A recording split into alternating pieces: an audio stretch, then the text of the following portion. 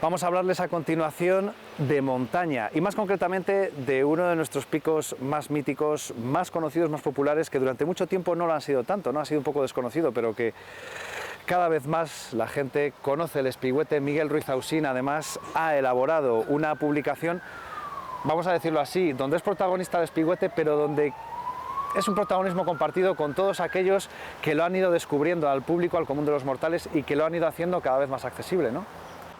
Bueno, pues efectivamente, es una zona ya muy conocida. Hubo una época, yo te comentaba, en que aquello era desconocido, no se sabía que había montañas en nuestra provincia, habiendo cumbres de más de 2.500 metros, no se sabía entre comillas, evidentemente. La gente pensaba Palencia, tierra de campo. Exacto, aquí mucho cereal, pero nada tal. Y a partir de cierto acontecimiento desgraciado, vino ya mucha gente y entonces aquello está ya súper conocido y todas sus cumbres han sido ya alcanzadas en verano y en invierno. Pero en este relato pequeño que yo he hecho, hablamos de una zona muy concreta y una zona muy limitada de la montaña palentina. Por eso el título es Alrededor del Espigüete, de esta montaña emblemática, como tú bien has dicho, y también de los pueblos que están alrededor de la montaña y que son el punto geográfico donde se concentran las montañas más altas. Los dos Cardaños, Triollo y Vidrieros principalmente. Y también se relata un poco y se habla de personas, porque el relato que hacemos aquí referencia, que es una especie de viaje especial, de recordatorio, pues esta gente que vivía en estos pueblos en aquellos años a los que hago referencia, del 50 y tantos en adelante, pues era gente muy modesta, los accesos eran dificilísimos, las carreteras muy malas, pero siempre en todos los pueblos había una gente que te acogía amistosamente y hacían hasta de guías de turismo, porque te enseñaban cosas que no conocías, aunque tuvieras mapas de cuerdas de la zona, había cosas que no conocías. Muchas veces, efectivamente, los nativos con muy buena voluntad te confundían, porque ellos con su ganado nunca habían subido a las montañas, se habían quedado siempre por abajo, pero te decían, por aquí puedes llegar y tal cual. Bueno, pues esta gente de estos pueblos son las que te contaban anécdotas y era esa gente singular que destacaban en el pueblo por varias razones. Primeramente era la familia más numerosa, la maestra, que en aquella época había maestra, dormía y vivía en la casa, tenían actividades y siempre tenían la puerta abierta y todo el que llegaba por allí entraban a la cocina de la casa y te contaban todo. El cura era donde dejaba la llave, el día que iba a decir misa tomaba una comida con ellos, es decir, eran esta gente singular en estos pueblos que atendieron tanto para dar de comer y para alojar a la gente, gente que se hace referencia y se la tiene un recuerdo y un cariño especial. Claro, estamos hablando de una época en la que, por así decirlo, el turismo no se había inventado todavía y no había obviamente infraestructura como puede haber hoy día y se dependía mucho de esa buena voluntad de la gente de la zona, que por otra parte estarían encantados de recibir a visitantes y que les contasen y les trajesen las novedades, un poco la actualidad, ¿no?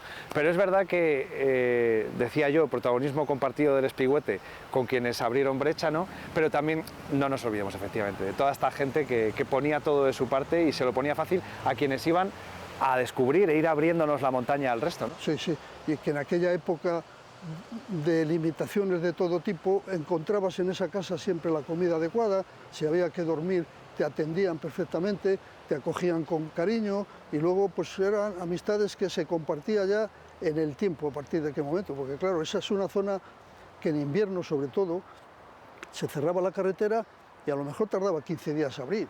Y el pescatero iba una vez al mes y el invierno no aparecía. Quiere decir, era gente muy sencilla, muy recia, pero que poblaron aquella en la época buena y son los que cuidaron como nadie aquella zona tan especial y así la encontramos todavía, claro.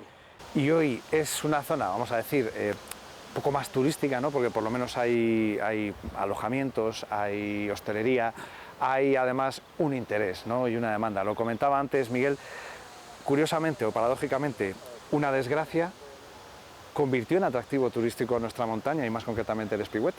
Efectivamente, bueno, en el año 57, si no recuerdo mal, hubo un trágico accidente, murieron 3 montañeros palentinos y aquello, como yo te comentaba, hizo de efecto llamada. Entonces mucha gente de fuera, en el rescate, hubo montañeros burgaleses, hubo montañeros madrileños, junto con los que fuimos de Palencia, y esta gente sirvió un poco de portavoz diciendo, pero bueno, si esto es una delicia, es un paraíso. El boca a boca de entonces, ¿qué montaña? ¿no? Y eso se transmitió, y efectivamente, ya te digo, todas las cumbres ya a partir de aquella época, en invierno y en verano, han sido escalados, han abierto vías difíciles, entre ellos, hombre, tenemos a Tente Lagunilla, gran amigo, en el cual me ha facilitado para que forme parte de este libro unas vistas de Espigüete por sus distintas caras de una guía que él editó hace un tiempo y que me ha facilitado todo el material y que aquí figura, para todavía tener un conocimiento mucho más amplio de lo que es aquella zona y de lo que es aquella montaña. Esta montaña yo la llamo la montaña inefable. Inefable ya sabemos lo que significa, algo que no se explica con palabras. ¿Por qué? Pues porque tiene unas singularidades especiales. La piedra caliza, esa blanca que tiene, es hasta cariñosa. Tiene unas rutas impresionantes. El primero que subió a esta montaña, en el año 1880 y tantos, era un francés, el conde Sansot, que llevaba trabajando en picos de Europa muchos veranos haciendo cartografía, y desde allí veía el Espigüete a lo lejos, una montaña picuda, blanca, con caliza y con la nieve, y se decidió a ir y subió por primera vez en lo que se considera la primera ascensión deportiva, aun cuando él conocía muy bien las coordenadas y tal, pero en un libro que él editó en Francia, relata las peripecias que pasó para llegar, porque no había ni burros para que le llevaran, no había gente que quería ir, las carreteras eran, bueno, una verdadera aventura. Era una locura, de hecho en su momento seguro que le verían como un loco, y es verdad que hablamos de mediados del siglo pasado. A esos pioneros también se les vería un poco como locos, ¿no? Sobre todo en la zona que les pillaría por sorpresa. Ha citado a Tente, que es más reciente, sí. Pero hay otros nombres que decíamos eso, los pioneros, la punta de lanza, ¿no? Bueno, yo tengo que hacer referencia, porque así figura en el libro, de una persona muy especial que es el pionero del montañismo en Palencia, Alejandro Díez Riol.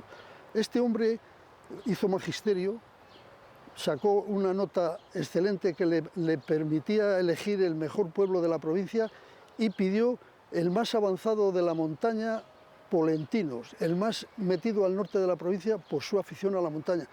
Él se formó, él tenía título de guía montañero, él hizo prácticas en Pirineos, es decir, él conocía la montaña como nadie. Entonces, yo he querido tener un recuerdo especial para que en el tiempo se perdure que el inicio del montañismo parte de él. Él hacía guías de montaña, él hacía libros sobre temas especialísimos de montaña y mapas de cuerdas que no existían para saber por dónde podías ir a los sitios. Por eso digo que yo le tengo un recuerdo muy especial, que se lo merece, porque además él vivió toda su vida en el norte de la provincia. Después se casó y bajó de Polentinos a Cervera, porque su mujer quería ya una zona más urbana y tal, y decía, bueno, ahora aquí ya estoy un poco más separado de la montaña, pero nos enseñó a muchos, yo entre ellos, cómo hay que ir a la montaña, el material que hay que usar, la técnica que hay que usar. Bueno, aquí en Palencia, fíjate, curiosamente, en aquella época a la que estoy hablando yo, que había muy poco material de montaña, no se conocía.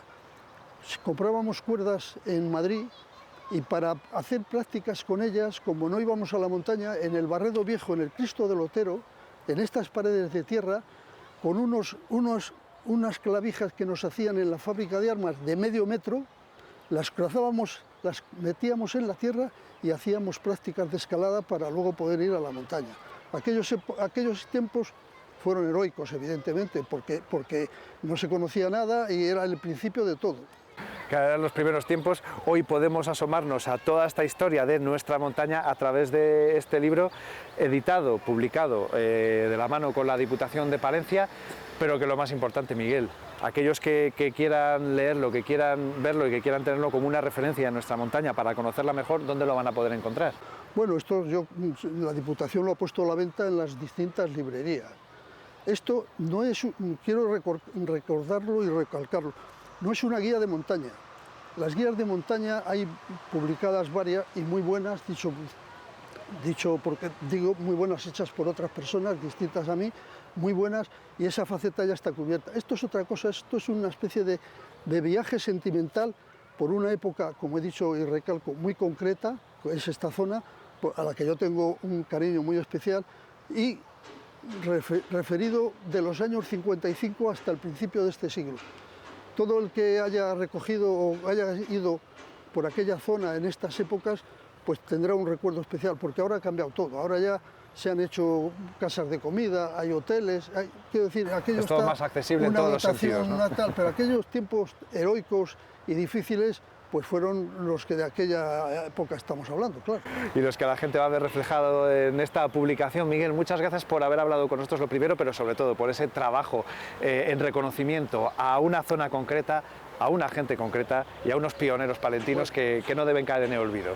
Te agradezco mucho la atención que habéis tenido en querer hacerme esta entrevista, dando a conocer esto porque es pura historia del montañismo, es de aquella primera época tan especial que los que se incorporan ahora como montañeros, pues francamente no conocen, no hay escrito que recoja y relate tal.